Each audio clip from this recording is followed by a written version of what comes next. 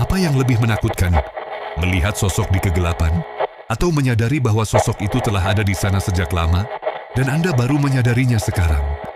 Bagaimana jika setiap kali Anda merasa sedang diamati, Anda memang benar-benar sedang diamati?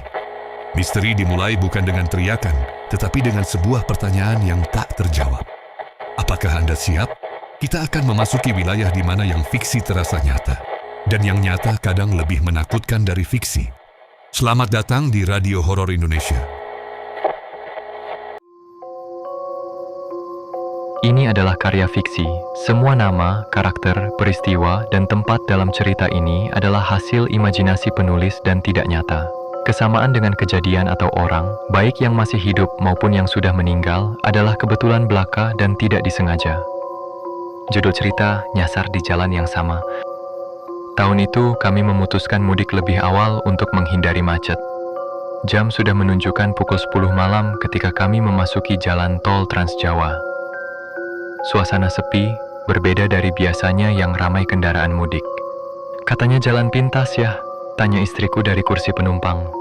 Ini jalan baru, kata teman kantor, bisa potong 2 jam perjalanan, jawabku sambil menyalakan GPS yang tiba-tiba kehilangan sinyal. Kami keluar dari tol di sebuah pintu, keluar yang sepi, memasuki jalan profesional yang gelap. Jalanan sempit, diapit kebun karet tua yang bayang-bayangnya menari-nari di bawah sinar lampu mobil. Setelah 1 jam berkendara, istriku bertanya, "Kok kita lewat sini lagi ya?" Aku menggeleng, "Enggak mungkin, jalan lurus terus." Tapi firasatku mulai tidak enak. Pohon beringin besar dengan akar gantung yang seperti tangan-tangan itu, aku yakin sudah melihatnya 3 kali. "Stop ya, itu tadi kita lewat," teriak anak bungsuku dari belakang, menunjuk ke gubuk tua di pinggir jalan yang atapnya sudah ambruk. Aku menghela napas. Mungkin kita berputar-putar. Aku coba cari jalan lain.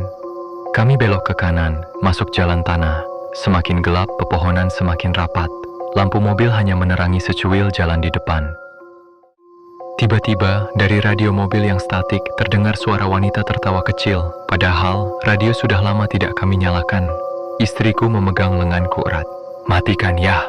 Tapi sebelum aku sempat, suara itu berganti menjadi bisikan. "Pulang, ikut aku pulang." Aku segera mematikan radio. Hening yang menyergap begitu mencekam, hanya terdengar suara mesin mobil dan napas kami yang berat. "Ya, lihat," anak sulungku berbisis, menunjuk ke depan.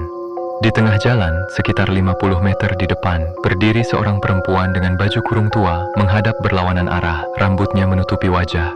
"Dia mau numpang ya?" tanya istriku suara bergetar. "Jangan berhenti," kataku sambil mengurangi kecepatan, bersiap-siap untuk menghindar. Saat mobil mendekat, perempuan itu perlahan menoleh. Di balik rambutnya yang panjang, aku melihat tidak ada wajah, hanya kegelapan. Aku menginjak gas, menerobos. Dalam spion, kulihat dia masih berdiri di tempat yang sama, tapi sekarang menghadap ke arah kami. "Kita harus keluar dari sini," kataku, jantung berdebar kencang. Kami terus berkendara, tapi jalanan seperti tak berujung. Jam di dashboard menunjukkan pukul 3 pagi, padahal perasaan kami baru beberapa menit sejak melihat perempuan itu.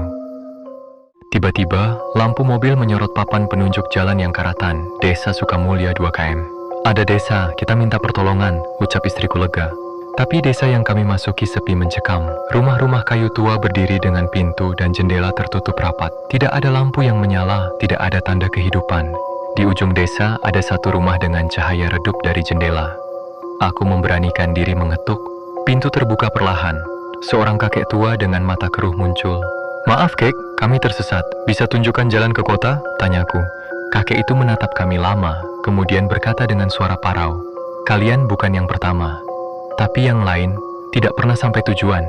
Dia melanjutkan, "Jalan yang kalian lewati, itu bukan untuk orang hidup. Itu jalan yang muncul setiap musim mudik, menjebak mereka yang terburu-buru." "Bagaimana cara keluar?" tanyaku hampir tidak bersuara. "Kalian harus menunggu azan subuh, tapi sampai saat itu, jangan buka pintu mobil untuk siapapun.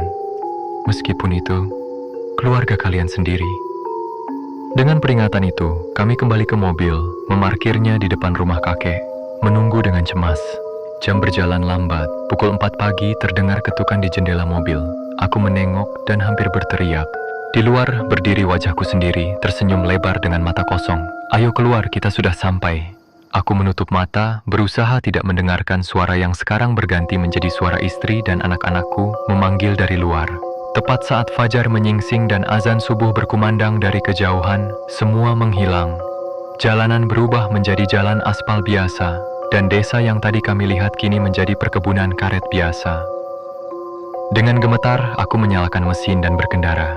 5 menit kemudian, kami menemukan jalan raya utama. Sampai sekarang, kami tidak pernah lagi mencoba jalan pintas saat mudik. Dan setiap melewati kebun karet di malam hari, aku masih merasakan dingin di tulang belakang dan bisikan dari radio yang mati. Pulang, ikut aku pulang. Menurutmu, bagaimana kelanjutan nasib tokoh dalam cerita ini? Tulis teorimu di komentar. Jangan lupa like, subscribe, dan nyalakan notifikasi agar tidak ketinggalan kisah seram selanjutnya. Semoga malam kalian tidak terlalu berbayang setelah mendengar ini. Radio Horor Indonesia mengucapkan selamat